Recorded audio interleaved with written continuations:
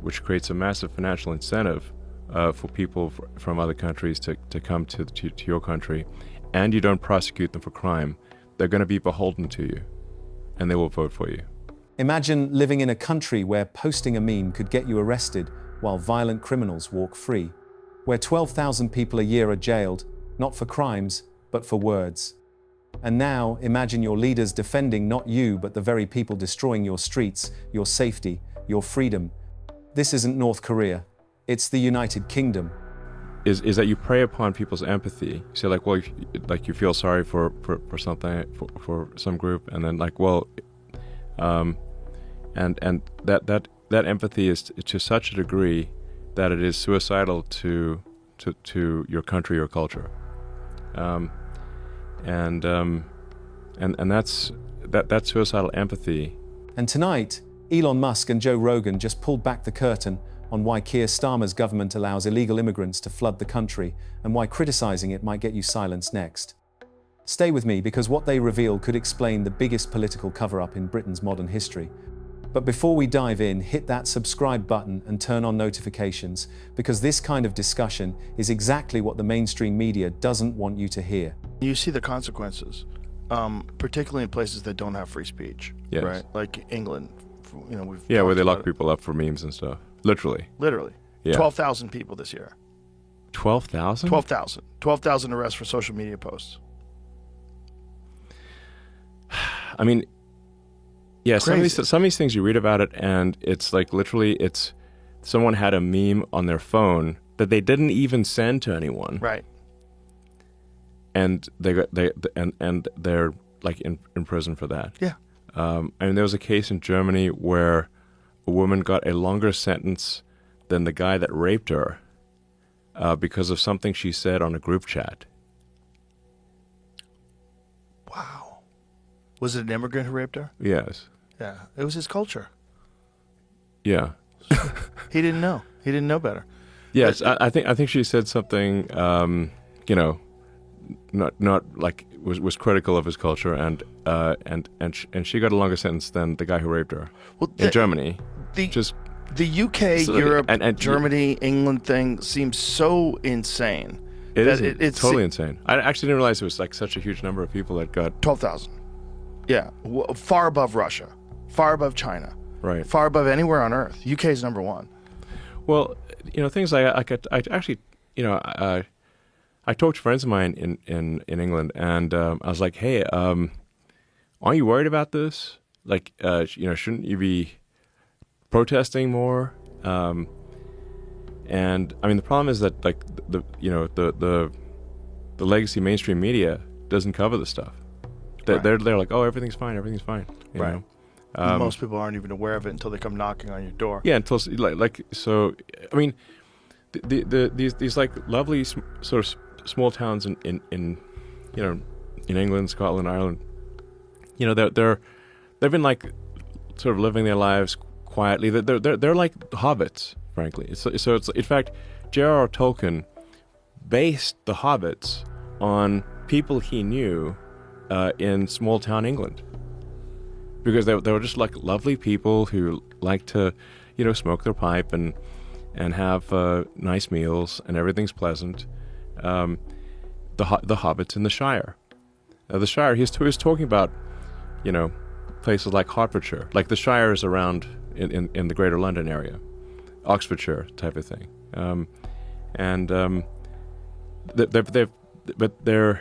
the reason they've been able to enjoy the Shire is because hard men have protected them from the dangers of the world, and but since they have almost no exposure to the dangers of the world, they don't realize that they're there until one day, 1,000 people show up in your village of 500 out of nowhere and rape and start raping the kids. This has now happened God knows how many times in Britain. And the crazy literally thing raping. is, It's right, like there's some 10-year-old got raped in Ireland like last week. Yeah, there's literal They rape snatched gangs. some kid. Yeah. Yeah. And if you criticize it, you can get arrested. And that's where it gets insane. It's like, how are they not you protecting literally criticize people? it. I think it was the Prime Minister of Ireland actually, posted on X because after that, I think some illegal migrants snatched a 10-year-old girl who was like going to school or something, and violently raped a 10-year-old girl. And there was the people were very upset about this, and they protested. The Prime Minister of Ireland, instead of saying, yeah, we really shouldn't be importing violent rapists into our country, he criticized the protesters instead and didn't mention that the reason they were protesting was because a 10-year-old girl from their small town got raped. So here's the question. Why are they supporting this kind of mass immigration? And is there a plan involved in all this? Is this incompetence? Is this ignoring the fact that they don't have a handle on it, so they're trying to silence dissent? Like, what is happening?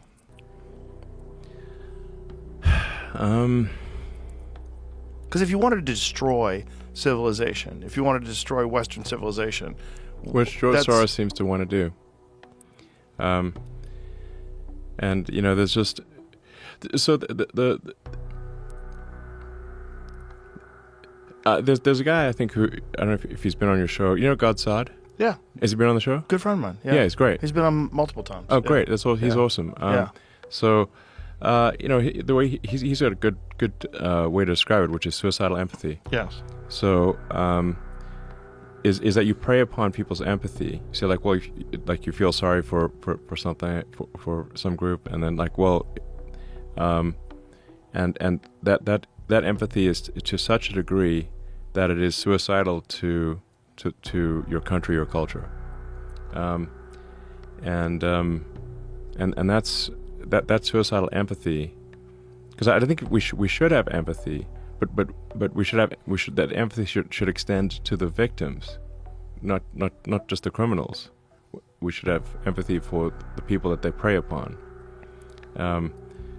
But that suicidal empathy is also responsible for why somebody's arrested 47 times for violent offenses, gets released, and then goes and murders somebody in the U.S. That's you see that same phenomenon playing out everywhere, where the suicidal empathy is to such a degree that we're actually allowing our women to get raped and our children to get killed. But it just doesn't seem like that would be anything that any rational society would go along with. That's what makes me so confused. It's like you're importing massive numbers of people that come from some really dark places of the world. Well, there's no vetting is the Right. issue. It's like Right. it's like if there's no vetting, like people are just coming through. Like, well, what's to stop someone who just committed murder in some other country from coming to the United States or coming to Britain and just continuing their career of rape and murder? Like, unless you've done, unless some due diligence to say, like, well, who is this person? What's their track record? If you haven't confirmed that they have a track record of being, honest and not being a homicidal maniac, then any homicidal maniac can just come across the border. And that's not to say everyone who comes across the border is a homicidal maniac, but if you don't have a vetting process to confirm that you're not letting in people who will do some serious violence, you will get people who do serious violence sometimes coming through. Well, especially if you don't punish them and if you don't Yes. deport them. And if you are just like, well, but what is the purpose of allowing all those people into the country? It can't be. I wouldn't imagine that anyone in their society supports this. Well, let me explain. So because you mentioned, for example, how much, say, Hillary and Obama have changed their tune from prior speeches where they were hard-nosed about not letting in anyone who's a criminal into the country, having secure borders, all that stuff. So why did they change their tune? The reason is that they discovered that those people vote for them.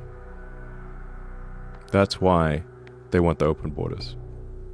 Because if you let people in, they know the Democrats let them in, they'll vote for Democrats. Yes. If you allow them to vote. Which which they're actively doing. They turn a blind eye to illegal voting. Well, California literally doesn't allow you to show your license. California and New York have made it illegal to show your photo ID when voting.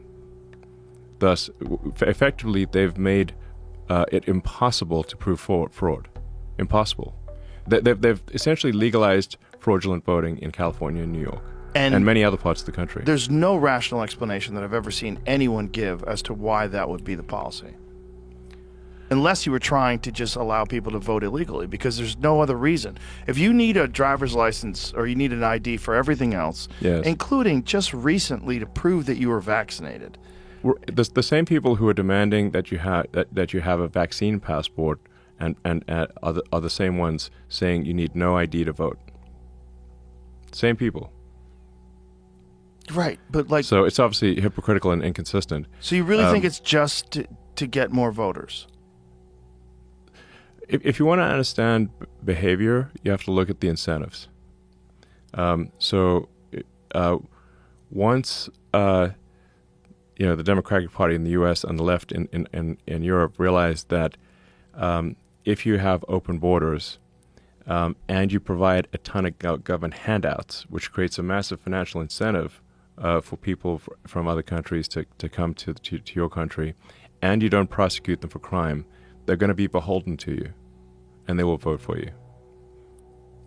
And that's why Obama and Hillary went from being against open borders to being in favor of open borders. That's the reason. In order to import voters so they can win elections.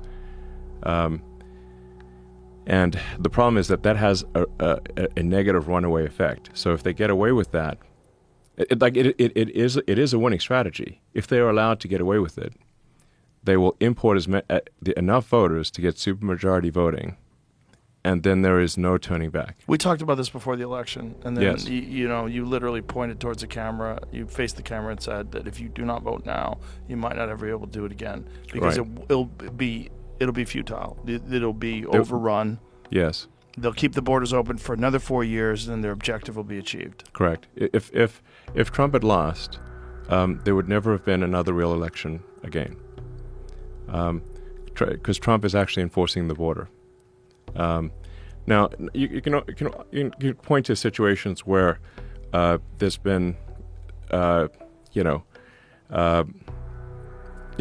immigration enforcement has been overzealous, because they're not going to be perfect. There'll be cases where they've been overzealous in expelling illegals. But if you say that the standard must be perfection for expelling illegals, then you will not get any expulsion, because perfection is impossible. And you've probably got millions of people that are here that are trying to be here under some asylum pretense, right? Yes. Like you could just come from a war-torn part of the world. They changed the definition of asylum to be economic right, asylum, which is everybody. Which is everybody. Yeah. So it's the lowest bar to prove. Asylum is supposed to mean that if you go back to your country, you'll get killed. Right. That's what we mean by asylum. That was what it's supposed to mean. They changed the definition of asylum to be you will have a decreased standard of living, which is obviously not real asylum. And you can test the absurdity of this by the fact that people who are asylum seekers go on vacation to the country that they're seeking asylum from. That doesn't make any sense. Yeah, it doesn't have to. When you understand the incentives, then you understand the behavior.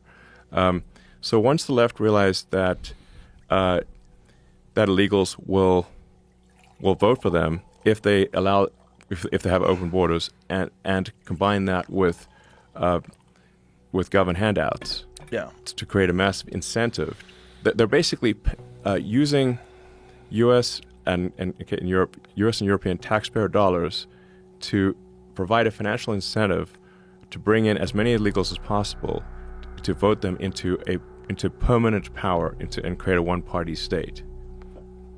And I invite anyone who's listening to this, just do any research And the more you dig into it, the more it will become obvious that what I'm saying is absolutely true. What you've just heard won't appear on BBC, Sky News, or CNN. Conversations like this about immigration, censorship, and government control are shadow banned and demonetized every single day. If you believe this topic deserves to be heard, then hit like, subscribe, and share this video before it disappears from people's feeds. And drop a comment not just for engagement but because it proves we're still allowed to speak. The truth is being buried. Let's make sure it's not forgotten.